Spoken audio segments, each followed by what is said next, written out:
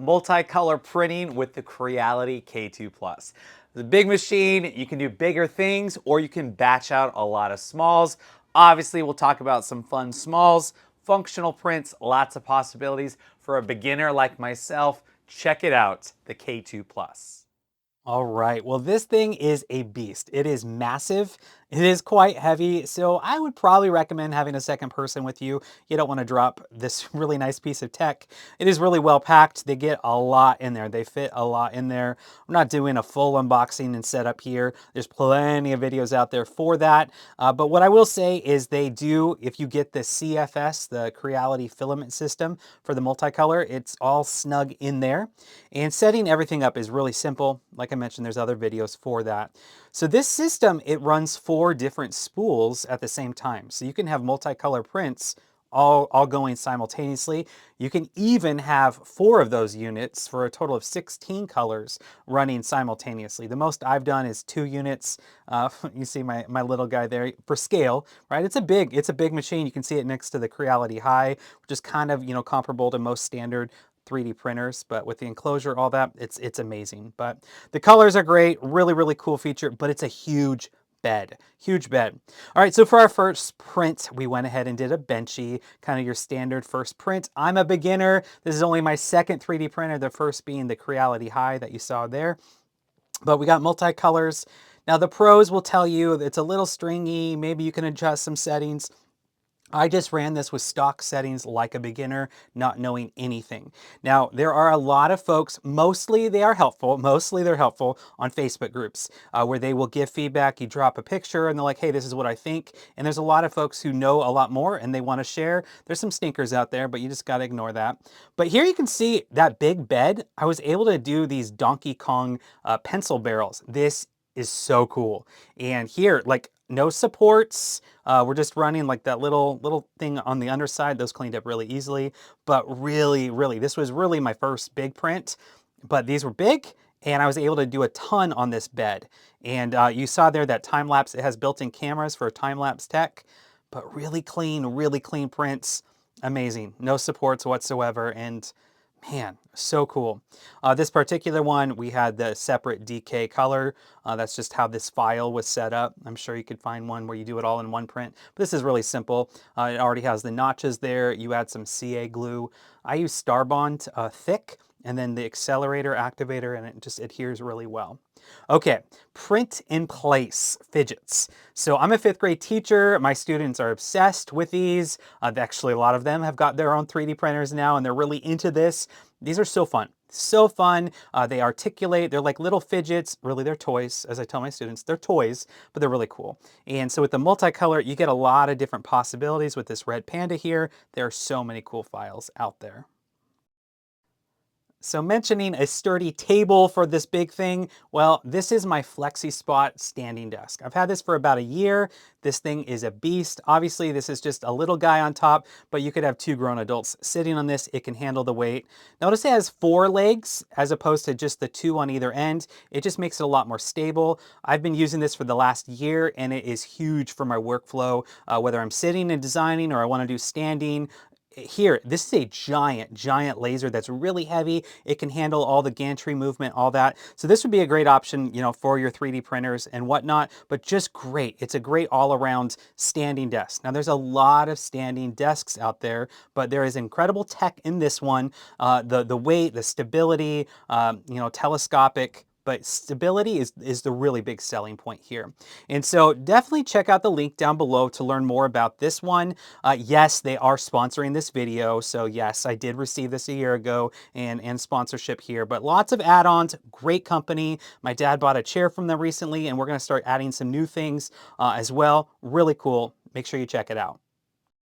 And back to the massive bed. Look at those fun little turtles, flexy little turtles. So again, this wide, large bed allows for so many different prints. So here's this knitted effect. This is a really popular new style. Winnie the Pooh, a little knitted Winnie the Pooh. Now I added supports. I don't know that it needed it. Again, I'm a newbie, so I don't always know. So I usually leave them on. But, definitely, jump in the comments. You can correct me. So these pop off really easily. But here you can see I could have fit a lot more in there. It was just more of a time thing. Obviously, the more you do, the longer it's going to take. However, you waste less filament when you max out the bed. Because every time we swap out the color, the color, it's going to do some filament poop that pops out, right? And that's some waste. And so when you are doing multicolor prints, it's really best to do as many as you can to maximize, all of those color swaps. But look how easily those popped off. Really great colors. Really, really nice. A little bit, you can see the black and yellow, a little bit of the color change, a little, very, very, if you didn't know, you probably wouldn't see it. But there's the poop, the waste. Really, really, really something to consider with how much waste is left after the fact. So you want to maximize the bed. All right, here's some more of those sonic ones. Now, I didn't really, this is more of a file issue. You can see those little arms, how they're sticking out. Those ones did need support. So at one point, I was able to cancel a couple of the prints mid-cycle. You can see they didn't finish off. But again, these turned out really, really awesome. My kids love these. And, the supports just popped off. A little bit more supports probably than necessary. Again, there's settings in there you can tweak and adjust. But, this was a multicolor. You can see all the different colors, but really, really great results on that one. All right, I did a lot more. I did a lot more prints. I'm not going to do the time lapse of every single one, don't worry. But that camera feature is really nice. Look at the high quality camera here, and this is just built in to the machine. It does all kinds of other things, AI detect. It's a closed chamber, so you could run other materials in here that need the heat, that need that constant temperature. It also, those things that, off gas or have VOCs that you don't really want to be doing in an open bed one like ABS or some other materials. But check those out. These were just crazy. The quality on these were incredible. The files make a big difference. This is a premium file that I purchased. I think I found it on Etsy. But, these are so cool. These ones, the creator of this one does a lot of articulating ones, but the quality is just amazing. And so these print in place ones, sometimes they're a little, stuck because that's just how they're made. And so you just kind of slowly adjust the different hinges and it does full articulation. So this one is really more of a toy and my kids love these. These are more of a toy as opposed to a fidget. But again, a fifth grade teacher, some of my students claim these are fidgets. They really are just toys and they distract them, but they're pretty cool. They're pretty cool. And so you can see all the friends back there. So a little toy heavy here, but I really wanted to experiment with all the colors and the multicolor change.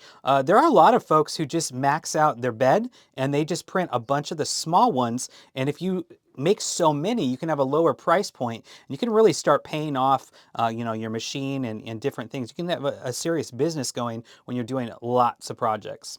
All right, here I maxed out the bed. All of this has a multicolor silk filament. So we had some Flexi, Rexis, some other ones did the dragon egg, did all kinds of other articulating ones. In that huge bed, I was able to do a ton. And so look at all the different things because it was all the one color.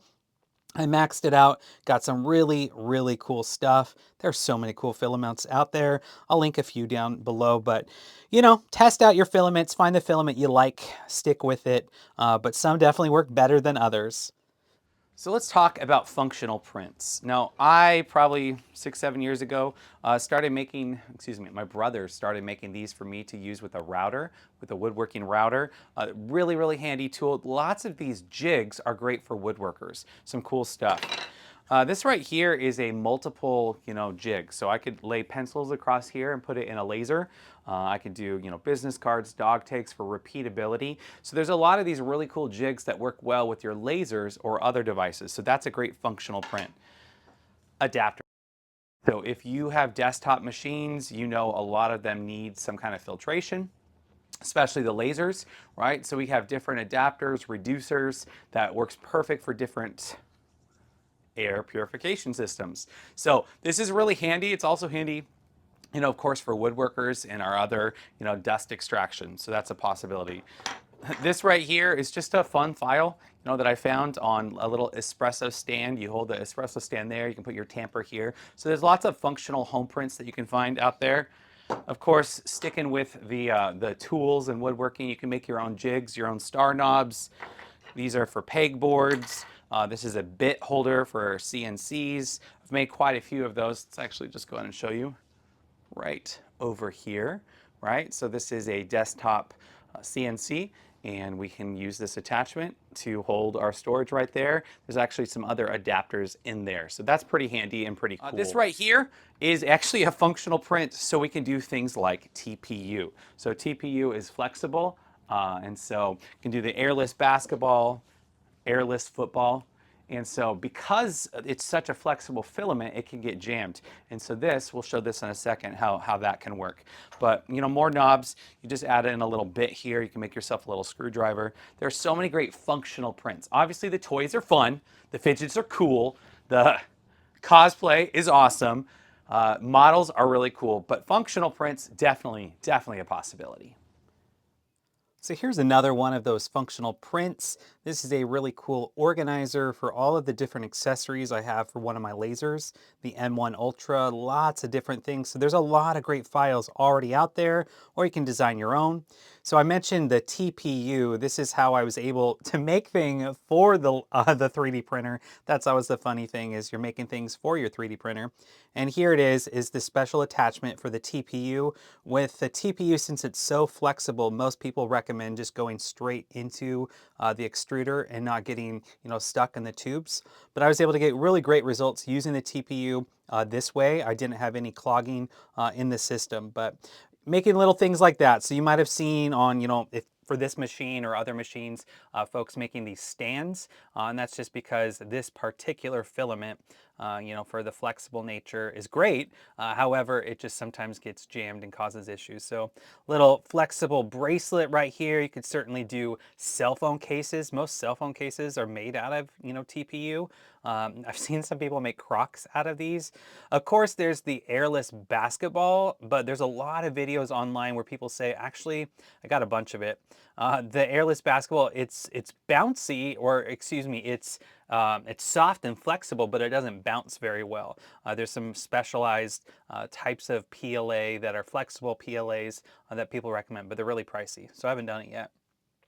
But I was able to do, a couple little bracelets. It's really stringy. If you do anything with supports with TPU, I found that was very challenging as I did this little football here. So I had the supports. Maybe there's some settings in here, and then I had some interior supports that I didn't remove on the file. They were small enough, I was able to pull them out with tweezers. But this was really fun. Like when my kids were babies, we had these little flexible footballs kind of like this. And so it's really fun. My kids love playing with it. You can still see there's a couple supports in there, but this is great. And so I think there's a lot of possibility with TPU, but it's a little temperamental is what I've heard. But here I am showing the Creality High. So maybe you don't have the budget for a big K2 Plus. I get it. The Creality High, excuse me, you can do multicolor. It's just a smaller bed. And so here I'm doing these multicolor raccoons, but I actually did a ton of things on this machine with multicolor. And I was actually be able to do some pretty big ones. You can just do multiple pieces and then assemble it together. Right here, you saw earlier that Hogwarts castle. This is the Hogwarts castle. I did it here on this Creality High. So a much more affordable machine, a fifth of the cost, and then you can run the multicolor with it. But I was able to get a really good sized bed, but notice all the waste it has. That's that filament poop I talked about earlier. Also, you can see the camera. It's not as high quality as the K2 Plus. If that doesn't matter for you, maybe not as big of an issue. There's obviously not the enclosure, but just showing if you're like, man, I really love the multicolor possibilities. That big one looks awesome. Well, the smaller one works too. So I have a whole video on that. You can check that out. Pretty cool. Okay. But as we're talking about the K2 Plus, the height is a huge feature. Now, the pros will notice right now, dude, that's seriously under extruding.